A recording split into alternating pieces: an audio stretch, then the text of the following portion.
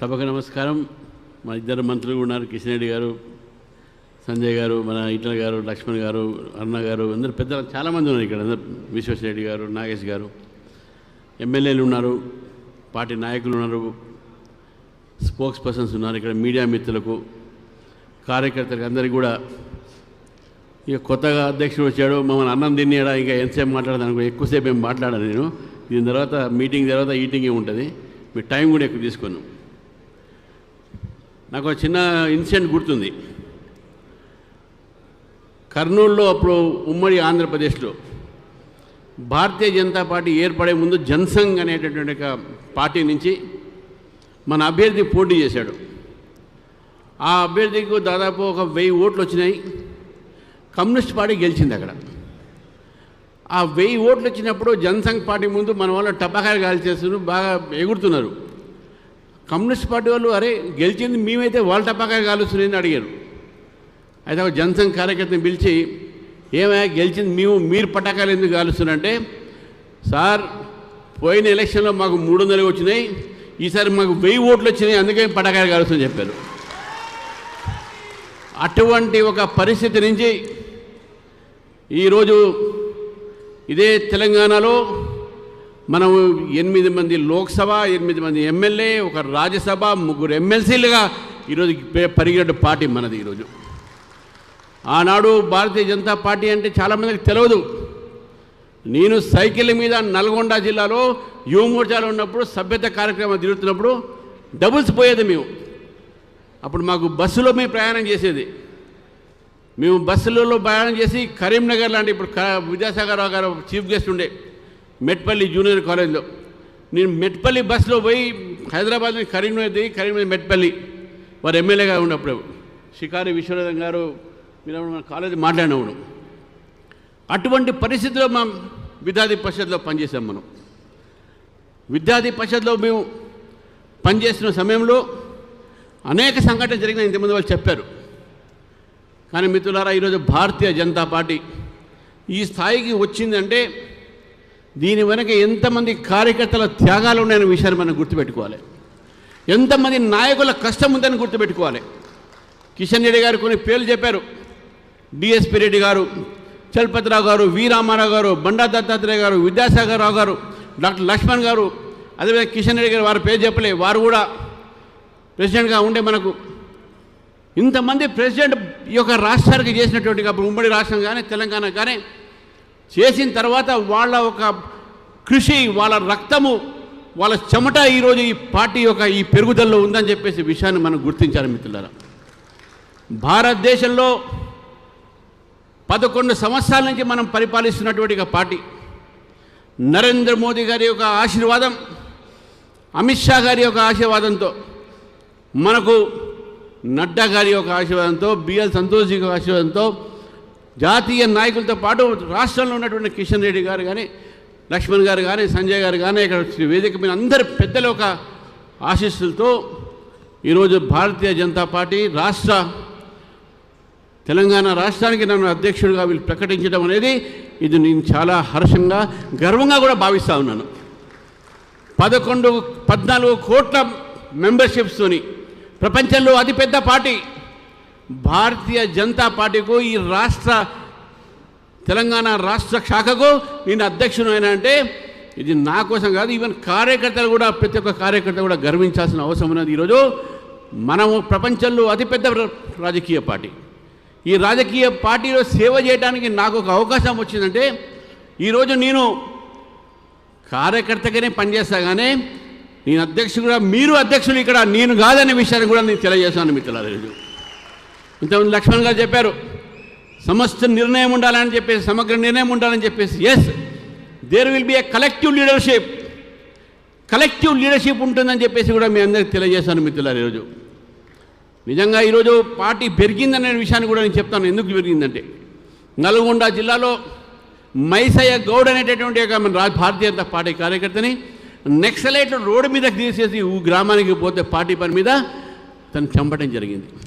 అనేక మంది కార్యకర్తలు ఉస్మానియా విశ్వవిద్యాలయంలో కృష్ణవర్ధన్ రెడ్డి అయితేంది, మే చంద్రారెడ్డి అయితేంది, అనేక మంది కార్యకర్తలు ఈరోజు అక్కడ బలిదానం చేశారు. అక్కడ నక్సలైట్ తూటాలకు వాళ్ళు బలయ్యారు. అక్కడ వేదిక మీద ఉన్నటువంటి ఒక మనోహర్ రెడ్డి గారు కానీ, కాసం కానీ, అదేవిధంగా దుగ్గాల ప్రదీప్ కుమార్ కానీ, ఉస్మానియా విశ్వవిద్యాలయం చదువుతున్న సమయంలో మన ధర్మారావు గారు కానీ, నేను కానీ, మీ అందరం కూడా నెక్సలైట్ల ఒక బాధ్యతలు, నెక్సలైట్లతో మేము పోరాడినాం. యూనివర్సిటీస్లో పోరాడి ఏబీవీపీని అక్కడ గెలిపించి ఈరోజు కూడా ఏబీవీపీ అడ్డాగా ఈరోజు ఉస్మానియా విశ్వవిద్యాలయం కానీ, కాకతీయ విశ్వవిద్యాలయాలు ఉన్నాయి. దానికి కారణం ఏంటంటే కేవలం కమిట్మెంట్ టువర్డ్స్ ఆర్గనైజేషన్. ఈరోజు Bharatiya Janata Party it's a cadre based party. Bharatiya Janata Party is also mass based party. Bharatiya Janata Party is ideological based party. మన సిద్ధాంతాన్ని మనం మర్చిపోలేం, మన క్యాడర్ని మనం మర్చిపోలేం. ఈ రెండు కలిసి మనం మాస్లో పోదాం. అప్పుడే ఈ మాస్ బేస్డ్ పొలిటికల్ పార్టీ అవుతుంది. మాస్ బేస్డ్ పొలిటికల్ పార్టీ అయినప్పుడు తెలంగాణలో మనం భారతీయ జనతా పార్టీ పతాకాన్ని ఎగిరేయాలంటే, గోల్కొండ కిలా మీద బీజేపీ జెండా ఎగిరేయాలంటే, కాసార్ జెండా ఎగిరేయాలంటే మనం కార్యకర్తలు ప్రతిరోజు కష్టపడి మన పార్టీ కోసం పనిచేయాల్సిన అవసరం ఉంది మిత్రులారా. ఇంతమంది ప్రశ్న వచ్చింది, కొత్త పాత కొత్త పాత అని. కొత్త లేదు, పాత లేదు మిత్రులారా. మన ఇంట్లో పాప పుట్టినా, అమ్మాయి పుట్టినా, బాబు పుట్టిన రోజు నుంచే మన కుటుంబ సభ్యులు. అట్నే భారతీయ జనతా పార్టీలో చేరినప్పటి నుంచే భారతీయ జనతా పార్టీగానే కొత్త లేదు, పాత లేదు అనే విషయాన్ని గుర్తుపెట్టుకోవాలి. ఎవరైనా సరే కొత్త పాత విభేదాలు తీసుకున్నారంటే అది పార్టీ శ్రేయ కోసం కాదనే విషయాన్ని గుర్తుపెట్టుకోవాలి. నది ప్రవహించాలి, కొత్త నీరు రావాలి, వస్తేనే నీరు ఒక స్వచ్ఛత ఉంటుంది. కాబట్టి ఈ స్వచ్ఛ నీరు, ఈ స్వచ్ఛత కోసమైనా కనీసం మనం కొత్త వాళ్ళని రాణిస్తాం. నేను తెలంగాణలో యువకులకు నేను ఇక్కడి నుంచి కోరుతా ఉన్నాను, యువకులు రాజకీయాలు రావాలి. తెలంగాణ యువత రాజకీయ చైతన్యం ఉన్నది. కాబట్టి తెలంగాణ యువకులు ఈరోజు భారతీయ జనతా పార్టీలో చేరాలి. తెలంగాణ మహిళలు కూడా భారతీయ జనతా పార్టీ, ఎందుకంటే రేపు రాబోయే రోజుల్లో 30% మోదీ గారు చేపట్టే రిజర్వేషన్స్ వస్తూ ఉన్నాయి. కాబట్టి మహిళలు కానీ, యువకులు కానీ ఈరోజు భారతీయ జనతా పార్టీలో చేరి భారతీయ జనతా పార్టీని బలపరిచి రాబోయే రోజుల్లో ఒక ప్రజాస్వామ్య తెలంగాణ, ఒక వికసిత్ తెలంగాణని మనం తీసుకురావాలంటే భారతీయ జనతా పార్టీ అధికారం రావాలి. ఈరోజు ప్రజలు చూస్తూ ఉన్నారు, భారతీయ జనతా పార్టీ వైపు చూస్తూ ఉన్నారు, ప్రజలు కోరుతూ ఉన్నారు, బీజేపీ ప్రభుత్వం కోరుతూ ఉన్నారు. కాబట్టి బీజేపీ ప్రభుత్వం ప్రజలు కోరుతున్నారు. కాబట్టి మనం ఇక్కడ తయారు లేకపోతే రేపు రాబోయే రోజుల్లో మనం అధికారం రాలేం. ఒక రాజకీయ పార్టీకో అధికారంలో రావడమే మనకు లక్ష్యం. అధికారంలో రావాలంటే మనం కార్యకర్తలుగా ప్రజల్లో పోవాల్సిన అవసరం ఉన్నది. మన ముందు ఉన్నటువంటి ఛాలెంజ్ ఉన్నది. ఇప్పుడు రేపు రాబోయే రోజుల్లో ఇక్కడ లోకల్ బాడీస్ ఎలక్షన్స్ జరుగుతాయి, స్థానిక ఎన్నికలు జరుగుతాయి. ఇంతకుముందు చెప్పారు కిషన్ రెడ్డి గారు, పంచాయత్ సే పార్లమెంట్ తక్ భారతీయ జనతా పార్టీ గెలవాలి, ఆ ప్రయత్నం జరగాలి. కాబట్టి స్థానిక ఎన్నికల్లో కూడా భారతీయ జనతా పార్టీ పోటీ చేసి మనం డెఫినెట్గా మన ఒక బలాన్ని తెలంగాణలో పెంచాల్సిన అవసరం ఉందని చెప్పేసి కూడా తెలియజేస్తూ, మిత్రులారా, 2 విషయాలు మీకు చెప్పి ముగిస్తాను.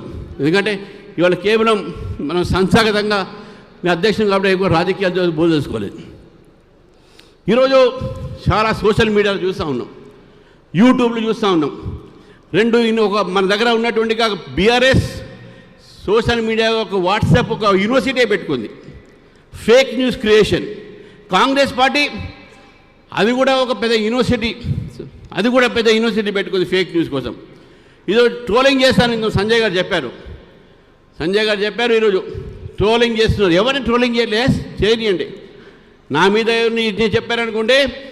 కానీ వాళ్ళకి చెప్పదలుచుకున్నాను, రామచంద్రరావు అనే వ్యక్తి నేను క్యాంపస్లో చదువుతున్న రోజుల్లో మీరు అనుకున్నట్టు సౌమ్యుని కాదు, 14 సార్లు జైలుకు పోయేసినటువంటి వ్యక్తి నేను. విద్యార్థుల కోసం పోరాడి పోలీసులు దెబ్బలు తిన్న వ్యక్తిని నేను.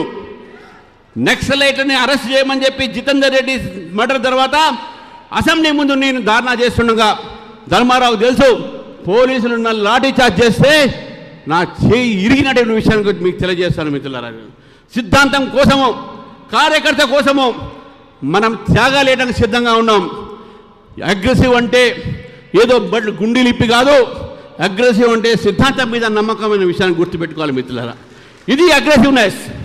రామచంద్రరావు సోముడు కావచ్చు, మెత్తడు కావచ్చు, ఎస్ కానీ యుద్ధంకి దిగితే ఇప్పుడే నీకు కత్తి తీసాను బయట, కత్తి పొడవనుగానే ఈరోజు ప్రజాస్వామ్యంలో నడవదు. కానీ ప్రజాస్వామ్య పద్ధతిలో ఈ ప్రభుత్వం వ్యతిరేకంగా పోరాటం చేస్తాం. నేను పోరాటం చేసి విద్యార్థి పరిషత్ నుంచి, విద్యార్థి దశ నుంచి ఇక్కడ దాకా వచ్చాను. నేను అడ్వకేట్ల కోసం నేను పోరాడాను, న్యాయవాదుల కోసం పోరాడాను, టీచర్ అడ్వకేట్ మన విద్యార్థుల కోసం పోరాడాను.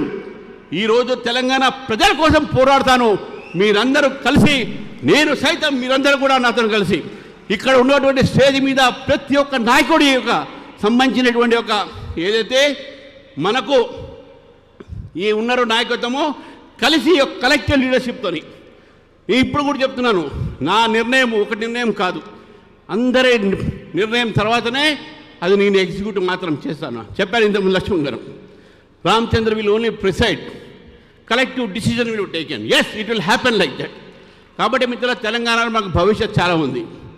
చివరికి ఈరోజు నాకు ఈ అవకాశం ఇచ్చినట్టు మిత్రులందరికీ మరొకసారి చెప్తా ఉన్నాను, సోషల్ మీడియా మీరు కూడా ఏ దాంట్లో మీరు క్యారీ అవుట్ కాకండి.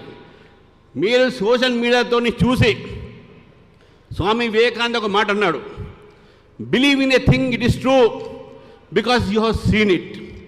Believe in a thing it is true because someone do not believe in a thing in a true which is true because someone has said it is true.